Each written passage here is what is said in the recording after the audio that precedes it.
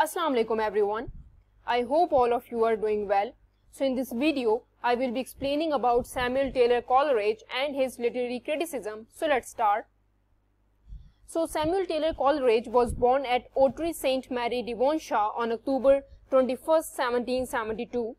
He was an extraordinary child who could read at 3 years of his age and who, before he was 5, had read the Bible and the Arabian Nights and could remember an astonishing amount from both books. From 3 to 6, he attended a dame school, and from 6 till 9, when his father died and left the family destitute, he was in his father's school, learning the classics, reading an enormous quantity of English books, avoiding novels, and delighting in theological and metaphysical treatises. At 10, he was sent to the Charity School of Christ's Hospital, London, where he met Charles Lamb, who pictured the young Coleridge in one of his essays as lonely and friendless. At 19, this hopeless dreamer, who had read more books than an old professor, entered Cambridge as a charity student. So, Samuel Taylor Coleridge is one of the greatest of literary critic and greatest poet as well. His greatness has been almost universally recognized. He is head and shoulders above every other English critic. Before him, the time period was neoclassical and Renaissance age. He introduced new terms including imagination and fancy. He had major clashes with William Wordsworth because of language, although they were very good friends and wrote lyrical ballads together. Some of the influence on Coleridge include William Wordsworth as a good friend, German philosophy, and the third one is associationist psychology. He agrees with William Wordsworth on the concept of imagination. In associationist psychology, for example, like Apple, when impression made in our mind as somebody speak the word, not just impression but also an idea. So this type of association technique he used in his poetry. Coleridge, when he went to Germany, he made this idea that mind is not passively receiving the ideas or impression but actively receiving, because mind have ability to recreate things. His major works include Biographia Litera 1817. After Aristotle, Poetics, the most important and the thought-provoking book in Europe is Coleridge's Biographia Litera. It consists of 23 chapters and 2 volumes, but later on one more chapter was added and total 24 chapters is there in this book. This book was in chronological order but in mediative narrative. So according to Arthur Symons, he called this book the greatest literary book but the most confusing book of all as well. Full title of this book is Biographical Sketches of My Literary Life and Opinion. It was published in 1817. It is an autobiographical novel expanded into a mixture of his opinions, philosophy, criticism, and religion. It is a seminal work of critical theory, and it was supposed to be a preface to his poetry collection or poetical collection. This book is a collection of his ideas. He himself calls this book is written in immethodological miscellany. He follows no method while writing this book. That's why it is called immethodological miscellany. So there is a mediative or meditative narrative is there, which means no sequence in the text. You can start anything from the center of the text, like something about your life, then switch to another incident that is not related to you as well. He specifically not tell us about his life event whole in the text, but explain his opinions about his life or about other people's life as well. So this consists of major chapters include from chapter 1 to 4, it deals with the development of his poetics, taste and theory. And in this part, he also discusses about fancy, the new terms including fancy and imagination. From chapter 5 to 13, he discusses about different philosophers. He declares that best poets are always cheerful. Chaucer and Shakespeare are example in point. They lost in the ideal world of their art so much so that everything seems proper at its place.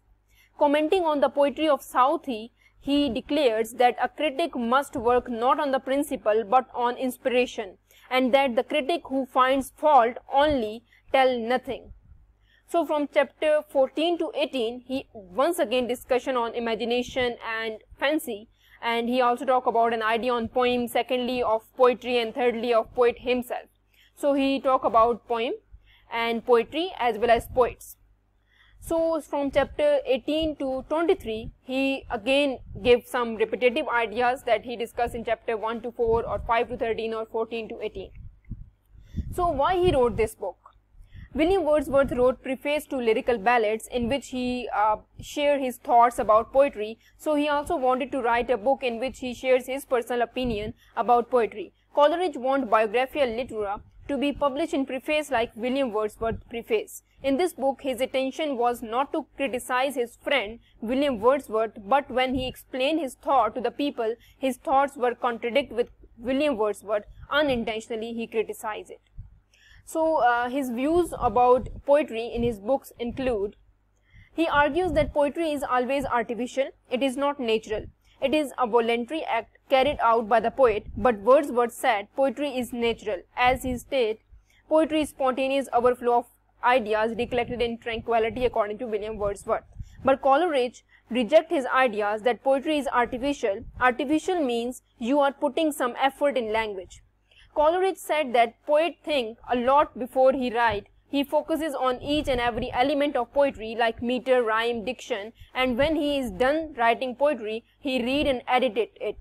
Then poet published it. If it is natural, then why we spend too much effort on thinking? So that is why it is not natural. So another important aspect he talked about is nature versus imagination. According to William Wordsworth, nature is an ultimate source for the creation of poetry, but Coleridge relied on imagination as the source of poetry. Wordsworth chose humble and rustic life as well, suited to be poetic subject since rustic life has closeness with nature. Coleridge point out that his own characters are not chosen from low and rustic life, for example, characters in his poem Ruth, Michael and the brother, etc. Coleridge also agree with Aristotelian concept of representing character as compared to William Wordsworth. Another aspect, or the second aspect that he discussed in this book, is poetic diction. Wordsworth emphasized the use of common language in the verse as it is well suited to portray nature in poetry and conveys nature, feeling and emotion associated with the nature. He said that common language can easily understand by all because of simple vocabulary. So, but Coleridge argues that poet needs to use more artistic words in his poetry. He needs to play with words. Best part of language results from educated reflection of minds. Good poetry could not be wholly written in natural everyday language, since the goal of poetry is to strongly affect the emotions of reader. A poet has to use words more artfully than an everyday person would use. The experience of rustic life is very limited, therefore the language of rustic lack expression, vision, making it unfit for the poetry. A rustic is unable to connect with facts and express himself logically as an educated man can. Language of educated and uneducated men have a very huge influence on poetry as well. So another important concept is real versus ordinary. So Coleridge also object to William Wordsworth's use of term real versus ordinary, and he said that real language of man. Coleridge argues that everyone's language varies according to the extent of his knowledge. Every man's language has its individual feature and common properties of the social class to which he belongs.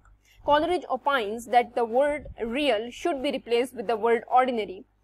Coleridge also objects to Wordsworth's addition of words in state of excitement. He believes common and uncultivated mind cannot create noble or rich vocabulary or language fit for poetry. And the third or another important aspect is ordinary versus extraordinary. Ordinary is equals to poetry, right on common people, for example, war or unemployment. In ordinary, subject is related to society, while in extraordinary, it is not present in our society and it is not connected with the society, and for example, supernatural, magic or ghost. Coleridge said that I write poetry extraordinary in a way that it looks ordinary. Wordsworth explained his poetry ordinary to extraordinary. For example, Tinter Abbey is written by William Wordsworth and Kublai Khan written by Coleridge. In both poems, we have nature, but both explain nature differently. Both explain in different way that audience think why we do not observe things in this way. Coleridge explained the supernatural element in a way that looks natural. For example, rhyme of Ancient Mariner. So another important aspect and the fourth important aspect in this book that he talk about is imagination versus fancy. Imagination has two types: primary imagination. Primary imagination is also called common man imagination. Primary imagination is possessed by all and it is universal. In this type of imagination, it is not necessary to be educated, poet, writer, artist, rich or poor. Primary imagination is instant, in which you do not apply force or effort, it is automatically happened. While in the secondary education, it is advanced form of imagination. Not everybody do that. It is done by artist, poet, writer. It is in more creative and conscious in its working. Coleridge said that the first of all we observe, then see, then we apply effort and then imagine. So you need to be educated in this kind of imagination. Secondary is active, primary is passively explained. Secondary provide beauty to the raw material. For example, Robert Frost done secondary imagination. He said that if poet wanted to write poetry, he needs to do secondary imagination, then comes the meter, rhyme and diction, etc. Secondary imagination is at the root of all poetic activity. While fancy is like you cannot change idea. For example, ice you cannot change it. You cannot change the idea of ice, but make ice in different shapes, like different cubes, different materials, different pans you can use to make ice.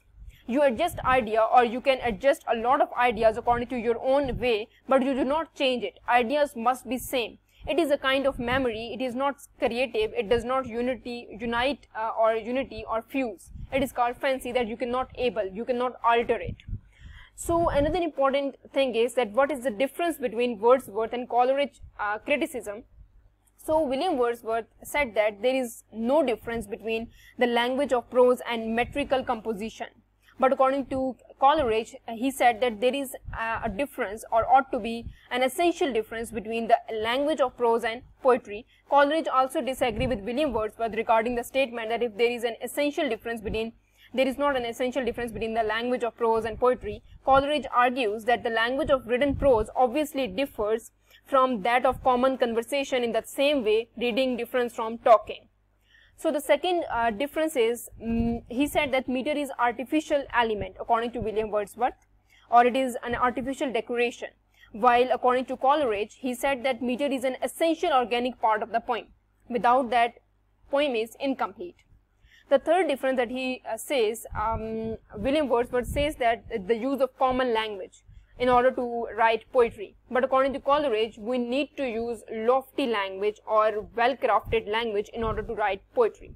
So these are the major differences, three major differences that is there in the William Wordsworth criticism as well as Coleridge criticism. So that's all from my side. If you have any queries, you can ask me in the comment section. Please like, subscribe and share my channel.